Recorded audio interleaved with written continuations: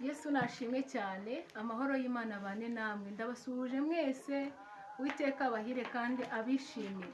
Rero muri iki gihe kigoye abantu benshi, murabona n'ibyorezo biri kuza mu isi cyangwa se mu gihugu cyose, ariko rero muri aka kanya nubwo ibyo byose biri kuba, buri wese akwiye kubwira Uwiteka ngo amuhe akanya amwegere, amubwire ibimugoye, amubwire inzara afite, amubwire akazi ke, amubwire mbese ibyo yifuza, amubwire amwigishe, kuko kwigishwa n'Uwiteka ni byiza cyane biruta kwigishwa n'abantu. Rero umuntu aguhereje umwanya ashobora mu kanya kuwukwambura, ashobora kukwicaza ku ntebe mu kanya akongera akayigukuraho, ariko usabye Imana ukayibwira ngo mpa akanya nze nkwegere, kuko ibihe birangoye. Ntabwo Imana yaguha akanya gato, iguhereza akanya k'ibihe byose, yaguha imbaraga muri uru rugendo, yakurwanirira, yakugira inama, ndetse yajya ikumenera utubanga.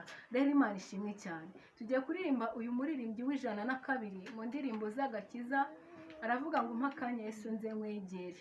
Imana rero ishimwe kandi ihabwe icyubahiro.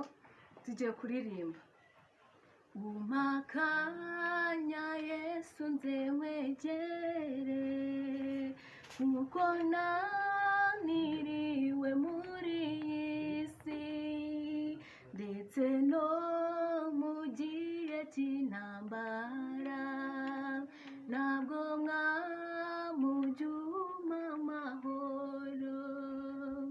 Umpa akanya Yesu nze nkwegere, kuko umwijima ukabije mu isi, icyo nkeneye ni ukukwegera, kugira ngo numve ijambo ryawe.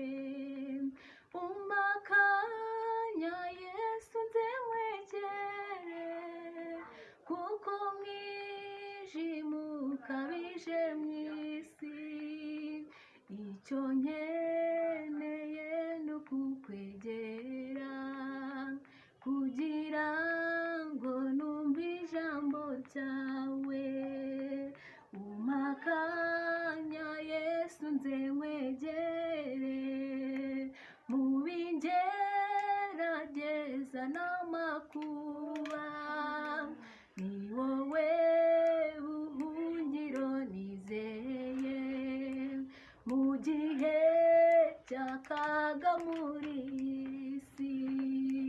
Umpa akanya Yesu nze nkwegere, kuko umwijima ukabije mu isi, icyo nkeneye ni ukukwegera, kugira ngo numve ijambo ryawe. Umpa akanya Yesu nze nkwegere, kuko umwijima ukabije mu isi, icyo nkeneye ni ukukwegera, kugira ngo numve ijambo ryawe. Umpa akanya Yesu nze nkwegere, kuko wanyikorereye ibyaha, ndumva nshaka kukubwira byose, kuko Mwami nizeye kunyumva. Umpa akanya Yesu nze nkwegere, kuko umwijima ukabije mu isi, icyo nkeneye ni ukukwegera, kugira ngo numve ijambo ryawe. Umpa akanya Yesu nze nkwegere, kuko umwijima ukabije mu isi, icyo nkeneye